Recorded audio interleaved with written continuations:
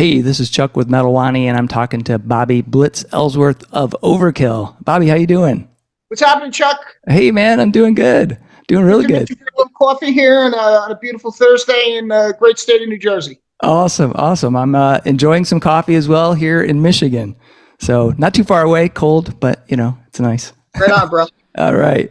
Hey, man, I've had the great fortune to be able to listen to Scorched on repeat since I got it, I don't know, maybe 2 or 3 weeks ago.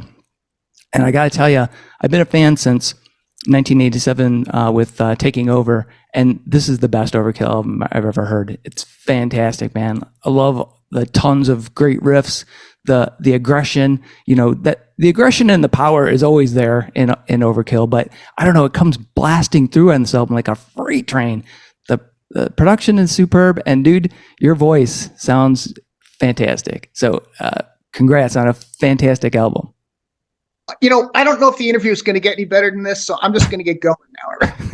Right. It's a great compliment. All right. So, all the songs on the album rip, but I'm curious, which one is your favorite, and what about it do you love? Well, it's hard to pick a favorite, and I'm not trying to just cop out in a question, but because we're relearning the tunes for the road, it pops from one to the next, and I think that there's such a difference with regard to personality of each song. You got something slow and brooding like Fever, and then you have something that is just blast beat friendly like Twist of the Wick, or blues friendly like Wicked Place. It's all over the map, so it's kind of like choosing between your children. Say, which is the best looking one and which is the smartest. I love all my kids. So, I think the point is that I can't really choose. I mean, it'll come in time, right? But right now, that excitement of relearning the tunes, having the release, having a tour right on the horizon. This is the excitement around this. So it all just kind of feels like it's right. Awesome. At this point. Awesome. Well, I'll tell you, my favorite tune is Twist of the Wick. Love that tune.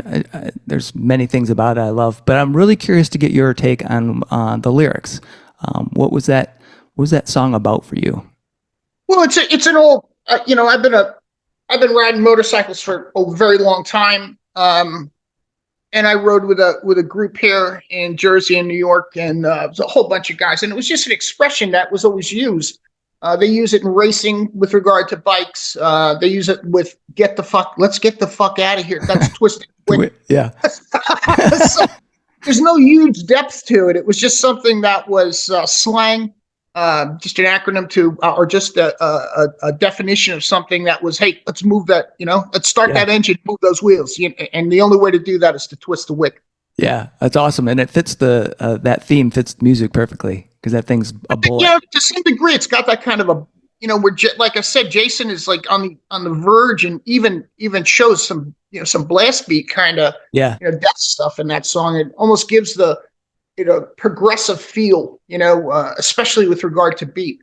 But I think that the key to that song is it's kind of eclectic value, that it goes from that crazy kind of a thrash where it's going to come off the rails, to like a heavy metal chorus, to a thumping kind of a center section with a monk choir that's in there. And I love that. Yeah. I mean, it's just, the fucking song's all over the place. It took me weeks to understand the song when it was done. I'm like, okay, now what happens next? Now what happens?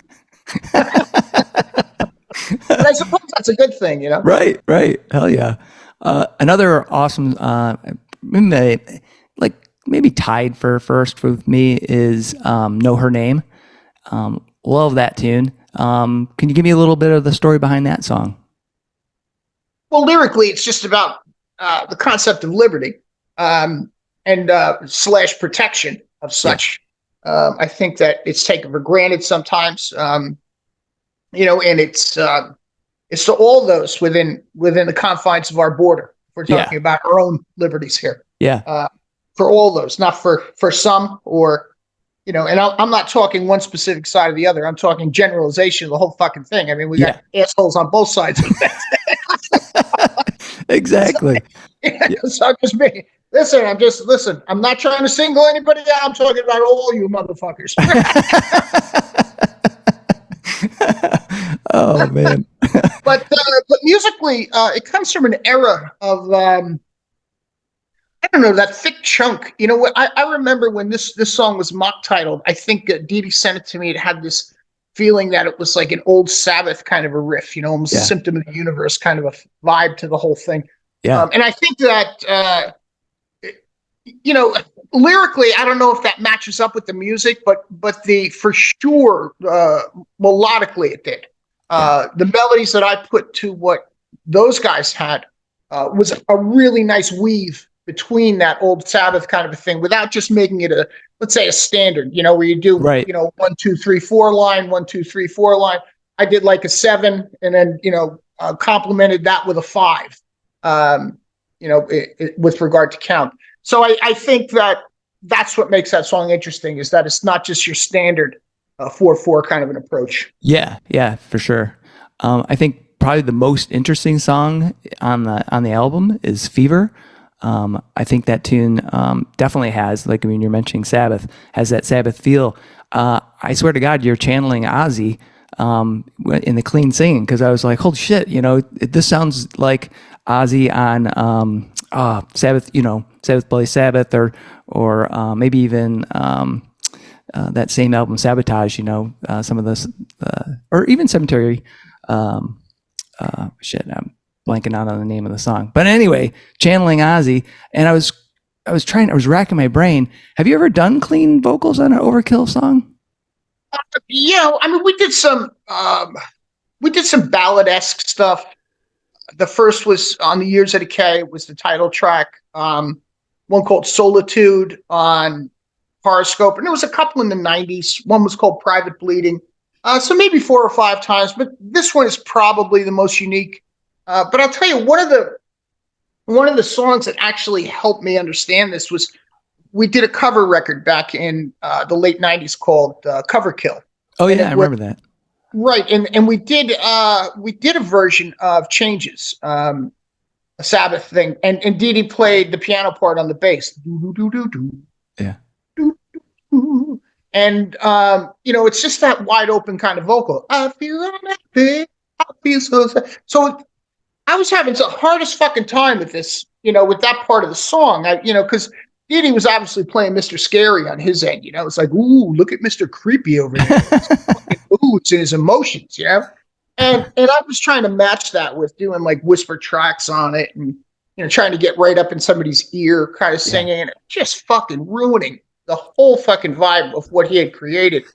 And I was out here in my kitchen, and I told the story in other interviews. I was out here, and I was streaming some shit, and I was cooking and singing. Yeah. It was pandemic. I was by myself, and it was Ozzy. I was, streaming. And I was making linguine and clams, going, oh, the mountain. All my life, and here I'm going, Dick, that's the fucking answer to that song. Every time this guy opens his mouth, it's perfect.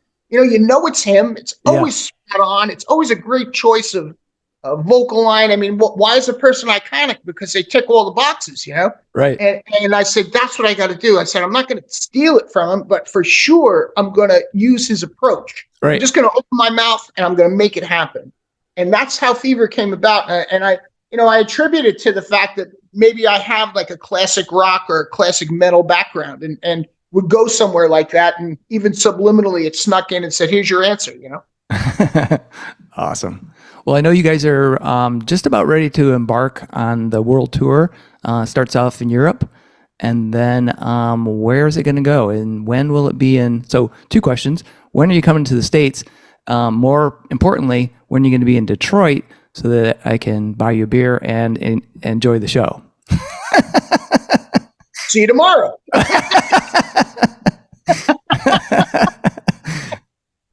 I like the mean greenies. All right. Let's see. Obviously, the European tour is first. We're poking around right now, trying to make something happen for end of June into July, which will be our first U.S. summer tour for fucking ever. And it's just it's just going to be so much more fun.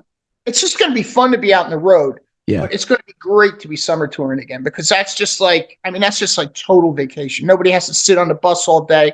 It's a bunch of fucking old guys hanging around a barbecue next to the bus somewhere around 5 o'clock with their shirts off, drinking Coke. But I mean, if you think about it, it's a lot different than touring in the snow in Detroit in Hell yeah. January and February, Right. So we're looking at June and July, and then that follow that up will be some European festivals through August. Oh, so cool. right now we're looking at being booked for this European tour, which is primarily Western Europe, Germany, Netherlands, Belgium, France, Italy, Switzerland, Spain, and then back to the US, then to the festival. So we're booked all the way till September. Awesome. Any ideas, like kind of? I know you're playing with Heathen and Exhorter in Europe. Any ideas for the rest of the tour? Any possibilities for who you might want to hook up with? We're talking about keeping that together for this part of the year. Okay. Just so that it can be a workable type thing, that everybody kind of we'll use this as the dry run through Europe, that we all work together, and then try to consolidate it with regard to expense so that everybody benefits from it. Yeah. Backline, blah blah blah, transportation, however that works. Right. I think it's a weird time to tour, especially if you're not top tier. If you're a top tier band, it's, you see that some of the tickets. I mean, I know. a big hockey fan, and the template that they use for ticket prices during the playoffs at this time of the year, I'm fucking blown away. I'm like, if you want to get something up, 4 rows dead center off the ice, you could be paying close to like $2,500 during the playoffs. So like, I'll watch out, DVR it.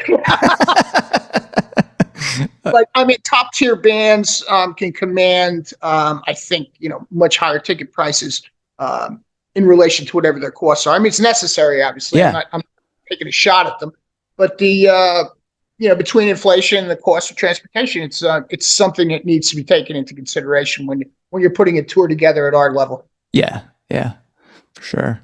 So I was curious. You mentioned classic rock background. What was the very first band or album? Well, let's go with the album. What was the first album you bought with your own money that you got into?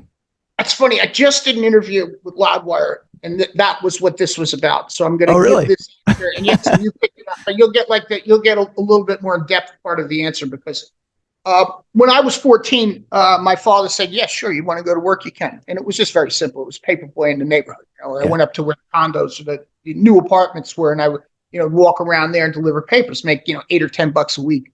Yeah. This is back in 1973. But I joined what was called the Columbia Record House with that $8, and you'd get it in a Sunday paper circular. I mean, I don't know if you remember it, but it was fucking. You get 12 platters for like a dime, or 12 cents or 2 cents or something. Yeah. And then you'd have to buy 12 over the course of the year, one a month, at regular price. And I just picked out whatever was heavy. At this particular point, I'd gotten the first Alice Cooper record, Love It to Death. I'd gotten Black Sabbath Paranoid was out. I think Master of Reality was out too, because I know I got it from them. I'm just not sure if it was in the first batch. Yeah. But anything that was heavy, I just went into that genre and started picking from there. And obviously there was a couple of losers in there, but I think that most of the bands that I ended up picking, Led Zeppelin, the Uriah Heep record, they stayed around and had impact with regard to the scenes that followed. And I would include myself in one of those scenes that followed, naturally traditional heavy metal after that, and then the thrash metal after traditional. But that's where it came from. And so I would say it's either an Alice Cooper or a Black Sabbath record, but it was one of 14 or one of 12 rather. Awesome. So what was it about that heavier rock and then into metal? What was it about that music for you that intrigued you enough to want to get in a band and then front a band and make it your life? Puberty. I mean, fucking 14. I was fucking angry. Great parents, great family, great brothers and sisters. I couldn't understand why I was so pissed off. But that's all it was. It was just about being rebellious. I mean, my mother is she's a wonderful woman. I mean, the only reason I can sing anything or have the balls to stand up there too is because my mother was a singer. Singing is normal. I mean, you play guitar. I can see it in the background. Yeah. I'm sure you've sang a few times too, right? And tried. the first time you do it, you go, I don't want to do this. For me, it was never a big deal because I saw my mother and her sisters doing it all the time. It was just normal. They would sing for my grandparents, you know? But the fact that, you know, an Irish Catholic kid's got an Alice Cooper record under his fucking, between his mattresses when his mother was Right. That's rebellious, bro.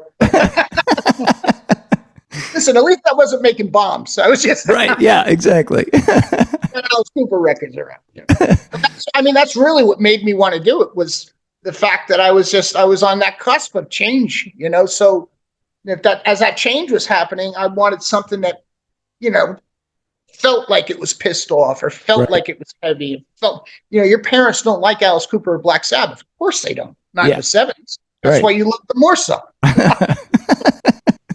So what keeps you motivated now to still make like crushing heavy? I mean, it's much heavier than it was back in '87. What keeps you motivated to keep doing it? I'm still going through puberty. I'm sorry. I had that answer. It was queued up, ready. I think it's opportunity first and foremost. I've always thought that we were, you know, we've always had a good group of guys around us that really like to seize opportunity. My partnership with Dee Dee Verney is based on that. You know, we look for the next thing all the time. You know, this will be done. We'll be looking for the next thing. Mm-hmm. So I think that if you make the most out of those opportunities, 40 years string themselves together. You know, makes a lot more sense that if you're looking for opportunity after opportunity, that 40 years actually happens. I do think, you know, that being said, that with those 20 records or 40 years, we've also become better songwriters. So it's kind of, you know, you want to push yourself in different directions. You want to, I want to be a better singer. I want to sing as well as my mother sang. I can't. I know I can't, but I know I can at least keep trying to do that if I have those opportunities. Yeah. So I think that becomes the motivation in the current day or the later years, is that, you know, I know that some people out there would give, you know, especially some of the younger ones would, you know, they'd give their pinky finger to be able to do this, you know, for as long as I've done it. And some would say, oh, no, I don't. But I mean, there's a couple of guys out there that say, if I could tour 40 years on a fucking tour bus and write music, I would give my pinky finger. Right. As long as it's not the one where I'm playing my guitar. Right. So, I mean, I also hold that in very high esteem, that this is something that I always wanted to do and I loved. And if you put that much into it, I think that somebody out there recognizes that growth in songwriting and growth in how heavy it gets or the changes, et cetera. Right. I'm curious if you could sit down and have a beer with anybody alive or dead. Who would you like to sit down with, and what would you like to talk to them about? Oh, that's interesting. So that would be out of music too? Yeah, any genre, any field, family, friends, neighbors, whatever. Well, you know, I've had the opportunity to do such a thing with Lemmy Kilmister, which to me was, you know, that was a real high point in my career. Being a Motorhead fan, being in a band called Overkill. Having the opportunity to tour with them. I toured with Motorhead when they were doing 1916, or we toured with them. Yeah. We had Under the Influence, and the headliner was Slayer, and they were doing South of Heaven. I mean, talk about a three-prong attack, you know? Right. And those guys, you know, and I always thought to myself, do I really want to meet these guys, or, you know, or is it going to be like disappointing? Because I don't want, you know, I've met guys where I have their records from when I was a kid, and sometimes I get really disappointed. You know, I want to go home. Oh, yeah. Records.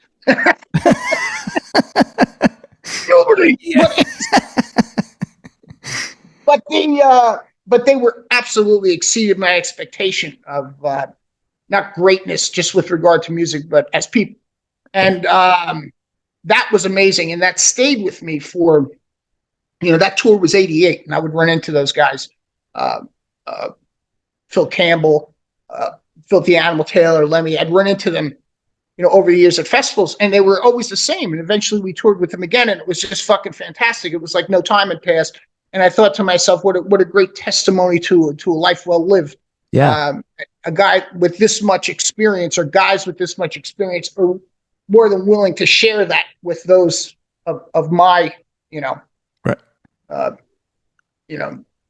Below that level, Right. to try to be able to, to help us get there. So that would be, I've done that already with somebody. And that would be Lemmy. And he did let me sing Overkill with him the last night in Berlin. That was the last show we ever played with him, but it was, Oh he man. let me come up and duet with him on that. Oh. So I think he would be my choice once again. And I think that the conversation would be, because he's now passed, that it would be more of a thank you than anything else. Oh, awesome, man. That's fantastic. I got to tell you, when you were talking about meeting meeting people that you care about, as far as in, whatever things you care about, music or whatever, sometimes meeting somebody and then being like, oh man, I kind of wish I didn't know, you just left it alone, as opposed to, but it's really cool when you meet, like, I interviewed you back in 2019, when you guys were playing at St. Andrews, and I've been a fan, like I said, forever. And so being able to meet you in person was a big high for me. And then you were like so cool. And so thank you for that. But yeah, I know what you're talking about when you meet your. I remember. Yeah. I remember right off of the dressing rooms. We sat in that little stage. Yep. Right. Yeah. So anyway, well, Bobby, I want to thank you so much for taking the time to talk with me. I just have one last question for you. That is, pineapple or no pineapple on pizza? Oh God, no pineapple. And I like pineapple. I just don't like it on pizza. I'm with you there. Well, I'm looking forward. Well, I've already listened to the album, but I'll be looking forward to having my own copy of it when it comes out on the 14th. And definitely can't wait to see you guys in Detroit. That'll be fantastic. Chuck, it's been a pleasure. Yep. I look forward, man. All right, man. Take care. See you on the road. All right.